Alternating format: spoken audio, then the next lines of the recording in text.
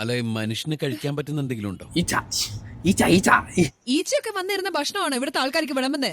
സംഭവം കുഴപ്പമെന്ന് തോന്നണട്ടോ. ഏത് പച്ചക്കറി ഫ്ലൈറ്റ് കയറിയിരുന്നാലും അവര് ഇവിടെ കൊണ്ട് തട്ടും. ഇവിടെയുള്ള എല്ലാവരും ഇതൊക്കെ കഴിക്കുന്നേ. ഇവിടെ ഇങ്ങനെയൊക്കെ കിട്ടുള്ളൂ. അങ്ങനെ പറഞ്ഞു കൊടുക്കും സാറേ.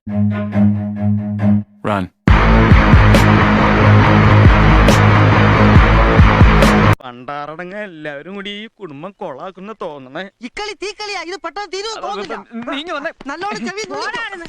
കണ്ടല്ലോ ഭക്ഷണത്തിൽ പോയി. ഹംഗ്രി മൃണാൾ എന്ന് പറയുന്ന റെസ്റ്റോറന്റിൽ ഭക്ഷണം കഴിക്കാൻ പോയ ഒരു കസ്റ്റമറുടെ അനുഭവമാണ് നമ്മളിപ്പോ കണ്ടത്.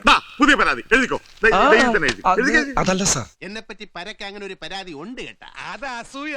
പക്ഷെ അതല്ലല്ലോ ഇവിടുത്തെ പ്രശ്നം. അത് കൂടാതെ ഈച്ചശല്യം വേറെയും. പിന്നെ ഈച്ചശല്യത്തിനെ കുറിച്ച് നമ്മൾ ഓൾറെഡി സംസാരിച്ച് കഴിഞ്ഞതാണ്. അത് ആ റെസ്റ്റോറന്റ് കുഴപ്പമല്ല, അത് പോഷന്റെ കുഴപ്പമാണ്. വൈറ്റമിൻ എ മുതൽ ഇസെറ്റ് വരെ ഉണ്ട്, കാൽസ്യവും അടങ്ങിയിട്ടുണ്ട്. ഇങ്ങനെയൊക്കെയുള്ള ഭക്ഷണം കസ്റ്റമറിന് കൊടുത്തിട്ടാണ് വീഡിയോകളൊക്കെ വന്നിരുന്ന് മൃണാളെ തള്ളി മറിക്കുന്നത്. എപ്പോ ഞങ്ങൾ അറിഞ്ഞില്ലല്ലോ. നമ്പറുകളൊക്കെ ഇനി ഒരുപാട് ഇറക്കേണ്ടി വരും.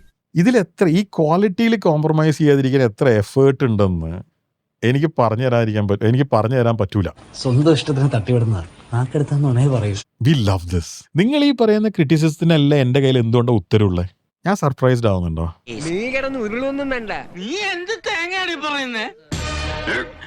എനിക്കൊന്നും മനസ്സിലാവുന്നില്ലല്ലോ. ഞാൻ ആങ്ഷ്യസ് ആവുന്നുണ്ടോ? അല്ലെങ്കിൽ ഞാൻ I don't get agitated, I don't get angry because എന്റെ കയ്യിൽ ഇതിന് ഉത്തരവുണ്ടെന്നേ. അതല്ലല്ലോ ഞാൻ ചോദിച്ചതിനുള്ള മറുപടി. എന്താ ചോദിച്ചത്? അത് പിന്നെ ഈ ഫ്രോഡുകളുടെ ഒരു ടെക്നിക്കാണ്. വയറ് നിറയ്ക്കുക, മനസ്സ് നിറയ്ക്കുക എന്ന് പറഞ്ഞ പരിപാടിയില്ലേ, ഇതിൽ മനസ്സ് നിറക്കുന്നതിൽ ഞങ്ങൾ ഫോക്കസ് ചെയ്യുന്നേ ഇല്ല. വിഡ്ഢിത്തരം പറയാതിരിക്കാ. മനഃപൂർവ്വം പറയണതല്ല, ജന്മനാ വിദ്യയാണേ. നമുക്ക് സാധാരണ ദിവസങ്ങളിൽ വയറ് നിറക്കണ്ടേ? അത് കഴിഞ്ഞ് പോയി ജോലി ചെയ്യണ്ടേ? ആ പ്രോസസ്സിന്റെ ഇടയിൽ നിങ്ങളെ ഒരു രോഗിയാക്കാതെ നോക്കാൻ ഞാൻ ശ്രമിക്കാം.